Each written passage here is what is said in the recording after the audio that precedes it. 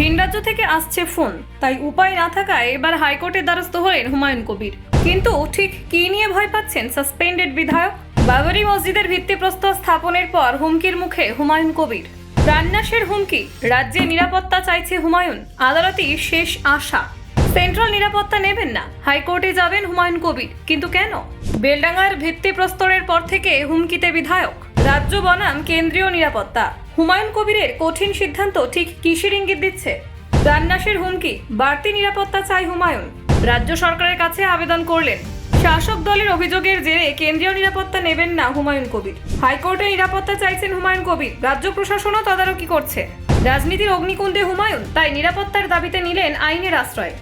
দেখুন, ভরতপুরের বিধায়ক হুমায়ুন কবির দীর্ঘদিন ধরে রাজনৈতিক কর্মকাণ্ডের মধ্যেই সক্রিয় থাকলেও সম্প্রতি তার জীবনে নিরাপত্তা সংক্রান্ত বিষয়টি নতুন মাত্রা পেয়েছে। সদ্য তৃণমূল কংগ্রেস থেকে সাসপেন্ড হওয়া এই বিধায়ক অভিযোগ করেছেন যে বাবরি মসজিদের ভিত্তিপ্রস্তর স্থাপনের পর থেকেই তার উপর হুমকির মাত্রা ক্রমশ বাড়ছে। বেলডাঙ্গায় এই ভিত্তিপ্রস্তর স্থাপনের পর থেকেই তিনি নিয়মিত প্রাণনাশের হুমকি পাচ্ছেন বলে দাবি করেছেন। হুমায়ুন কবির জানিয়েছেন, তার বিরুদ্ধে হুমকি দিচ্ছে বিভিন্ন উৎস। রোজই বাইরের রাজ্য থেকে ফোন আসছে এবং খুনের হুমকি দেওয়া হচ্ছে। তিনি নিজে মনে করেন এই হুমকি কোনো কাকতালীয় নয়, বরং এটি পরিকল্পিত ও লক্ষ্যভিত্তিক। এই পরিস্থিতিতে তিনি নিরাপত্তা বৃদ্ধির জন্য আদালতের দ্বারস্থ হওয়ার সিদ্ধান্ত নিয়েছেন। তিনি আরও জানান, কেন্দ্রীয় সরকার তাকে নিরাপত্তা দিতে কিছু লোক পাঠিয়েছিল, কিন্তু তিনি তা গ্রহণ করছেন না। হুমায়ুনের যুক্তি, শাসক দলের অনেকেই তাকে বিজেপির প্রভাবিত বলে প্রচার করছেন। কেন্দ্রীয় নিরাপত্তা গ্রহণ করলে এই অভিযোগ আরও জোরালো হতে পারে। তাই আপাতত তিনি নিজস্ব বা আদালতের নির্দেশিত নিরাপত্তার উপর নির্ভর করছেন। নিরাপত্তার প্রয়োজন যে বাস্তব তা তিনি স্পষ্ট করে বলেছেন।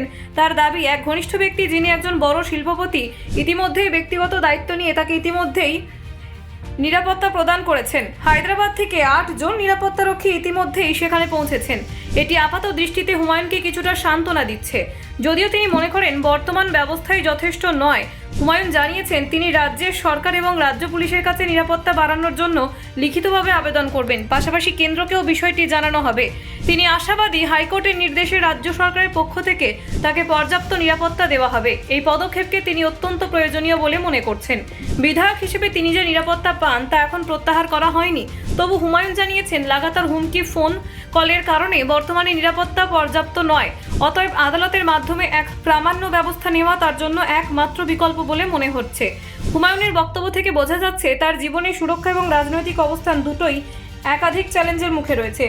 রাজনৈতিক প্রতিদ্বন্দ্বিতার পাশাপাশি তিনি ব্যক্তিগত নিরাপত্তা এবং পরিবারের নিরাপত্তা নিয়ে উদ্বিগ্ন। এই আবহে তিনি হাইকোর্টের দ্বারস্থ হতে যাচ্ছেন। তিনি আরও জানিয়েছেন, তার নিরাপত্তার বিষয়টি কেন্দ্রের সঙ্গে যোগাযোগের মাধ্যমে তদারকি করা হচ্ছে। কেন্দ্রীয় আধিকারিকরা ইতিমধ্যেই তার সঙ্গে কথা বলছেন এবং তাকে প্রয়োজনীয় দিক নির্দেশনা দিয়েছেন। তবে হুমায়ুন চান কার্যকর ব্যবস্থা রাজ্য সরকারের মাধ্যমেই হোক। Bureau report, news prime Times.